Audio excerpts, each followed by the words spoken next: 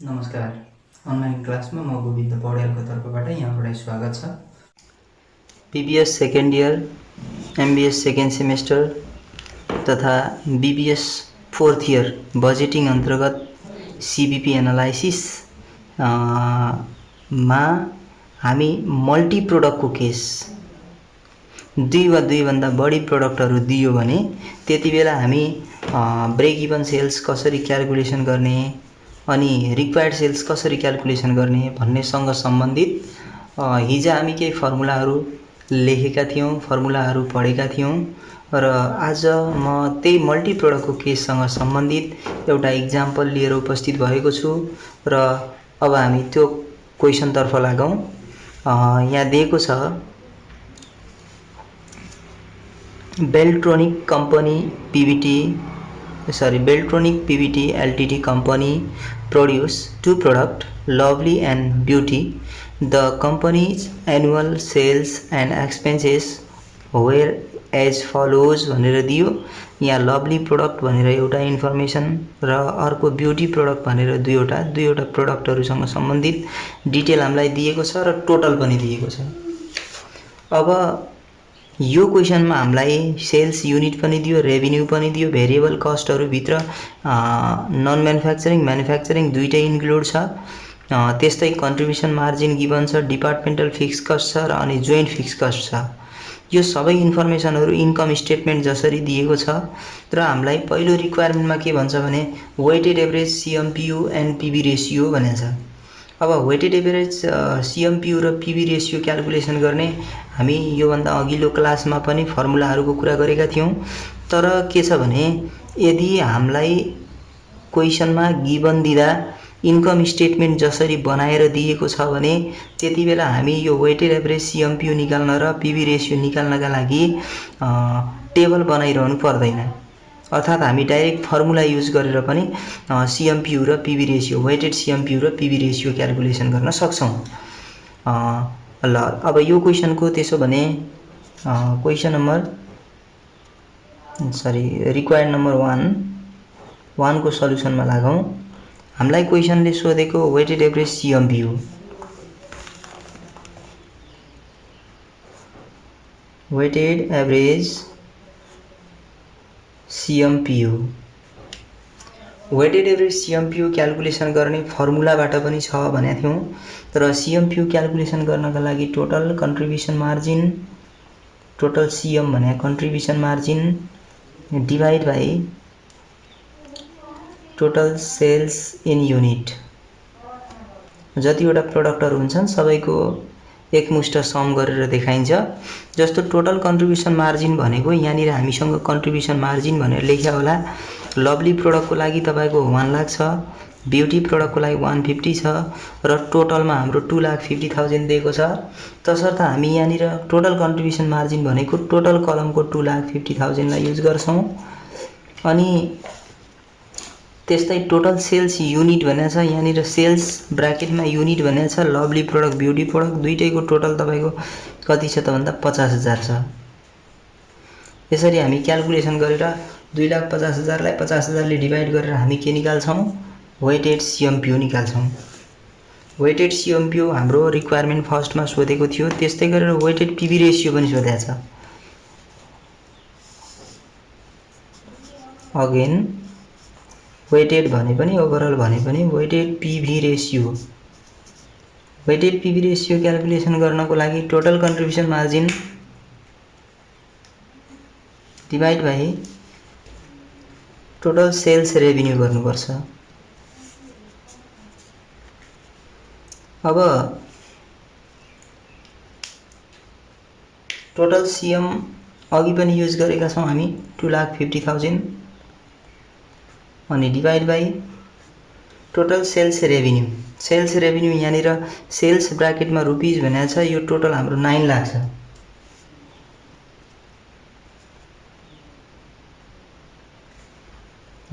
यो क्याल्कुलेसन गरेर हामी निकालौं। जस्तो 2,50,000 गिभन छ, यसलाई डिवाइड गर्नु पर्यो 9 लाखले।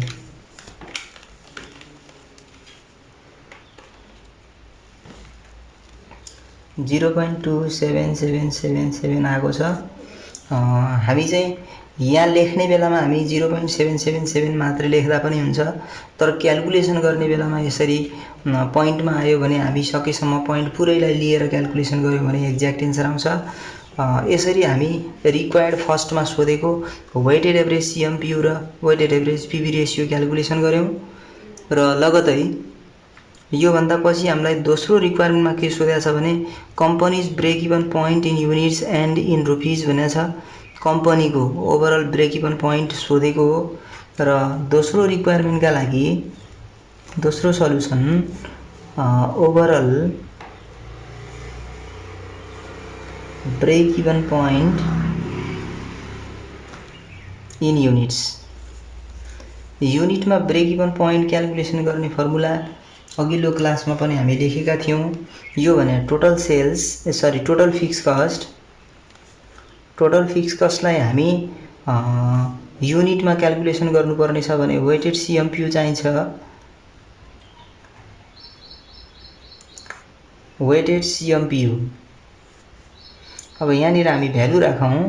टोटल फिक्स कस्ट भनेको छ। टोटल फिक्स कस्टमा के छ भने यहाँ डिपार्टमेन्टल फिक्स कस्ट भनेर 90,000 छ, फेरि जोइन्ट फिक्स कस्ट भनेर पनि 90,000 छ। दुईटैलाई हामी एड गर्छौँ। 90,000 सेपरेट कस्ट भयो डिपार्टमेन्टल र अर्को 90,000 भनेको फेरि जोइन्ट फिक्स कस्ट छ। दुईटालाई एड गऱ्यौँ डिभाइड बाइ वेटेड सिएमपियु भनेको अघि 5 निकालेका थियौँ र यो दुईटालाई एड गरेर हामी 5 ले डिभाइड गर्छौँ। जस्तो 1,80,000 भयो हैन। अनि डिभाइड बाइ 5 गरेर हामी 36,000 आउँदो रहेछ। 36,000 युनिट्स भनेको हाम्रो overall break even sales or break even point in units आयो। अब रेभिन्यूमा कन्भर्ट गर्न अर्थात् overall break even sales in rupees calculation गर्न हामी डाइरेक्ट यसलाई सेलिङ प्राइसले मल्टिप्लाई गरेर निकाल्न सकिँदैन। तसर्थ हामी माथि निकालेको जुन वेटेड पिभी रेसियो छ त्यो वेटेड पिभी रेसियोको हेल्पबाट हामी overall break even point calculation गर्न सकिन्छ। Overall break even point in RS. यहाँहरूलाई सम्झना रहोस् कि ब्रेक इभन पोइन्ट वा रिक्वायर्ड सेल्स युनिटमा क्याल्कुलेसन गर्नुपर्ने छ भने त्यति बेला हामी सिएमपियु युज गर्छौँ र रुपिजमा क्याल्कुलेसन गर्नुपर्ने छ भने पिभी रेसियो युज गर्छौँ। तसर्थ यहाँनिर break even sales in rupees calculation गर्दा टोटल फिक्स कस्टलाई हामी वेटेड पिभी रेसियोले हामी के गर्छौँ डिभाइड गर्छौँ र यसरी क्याल्कुलेसन गरेर हेरौँ कति छ। टोटल फिक्स कस्ट भनेको अघिको 90 गर्दा 1,80,000 अनि divide by weighted PV ratio भनेको अघि हामीले पत्ता लगाएका थियौँ 0.27777 र यो पुरै फिगरलाई हामी क्याल्कुलेसन गर्दा समावेश गर्नुपर्छ। जस्तो 1,80,000 छ अनि डिभाइड बाइ 0.27777 यसो गर्दा 6,48,000 आउँदो रहेछ। ल यसरी हामी overall break even sales break even point in rupees पनि क्याल्कुलेसन गर्न सकिन्छ। त्यस्तै हाम्रो क्वेसन नम्बर 3 मा रिक्वायरमेन्ट 3 मा के छ भने total profit of the company using weighted average CMPU भनेको छ। Total profit of the company using weighted CMPU। अब हामीले यस्तो कन्डिसनमा के हो भने प्रॉफिट निकाल्नु पर्ने हो। प्रॉफिट निकाल्नका लागि हामीले वेटेड सीएमपीयू भनेको अघि हामी 5 निकालेका थियौं, त्यो 5 को आधारमा निकाल्नु पर्ने हो। तसर्थ यो प्रॉफिट क्याल्कुलेसन गर्दा हामी के गर्छौं भने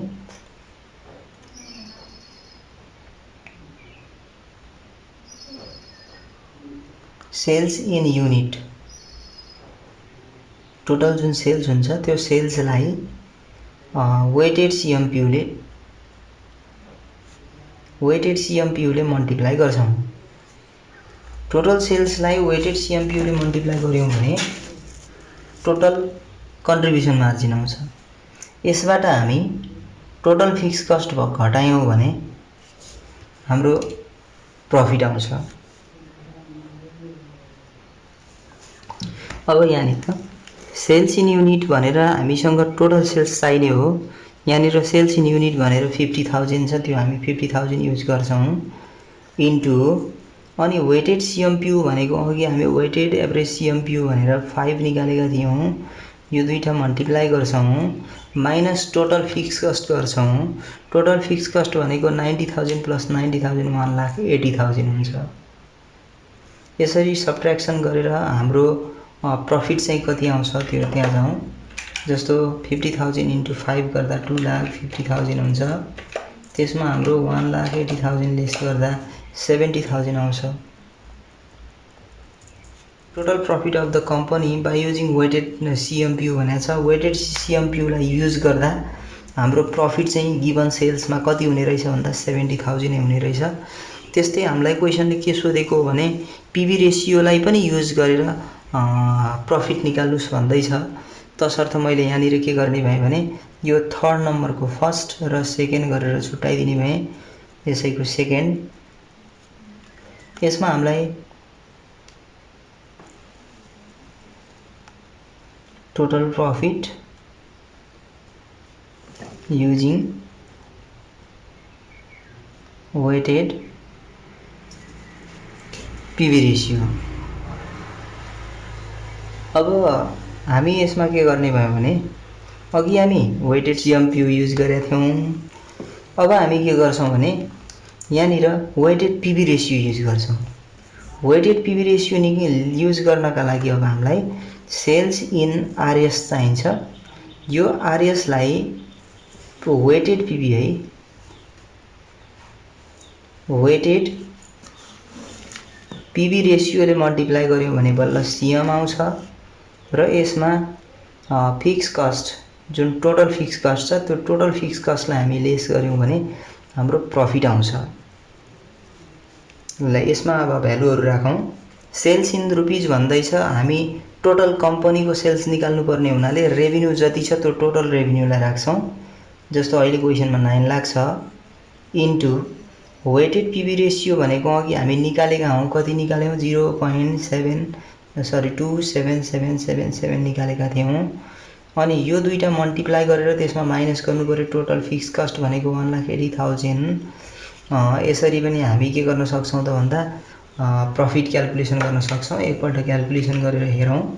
जस्तो 9 लाख भनेको चाहिँ हाम्रो सेल्स छ, यसलाई हामी 0.2777 ले मल्टिप्लाई गर्नुपर्छ र यसो गर्दा 2,50,000 आउँछ हैन।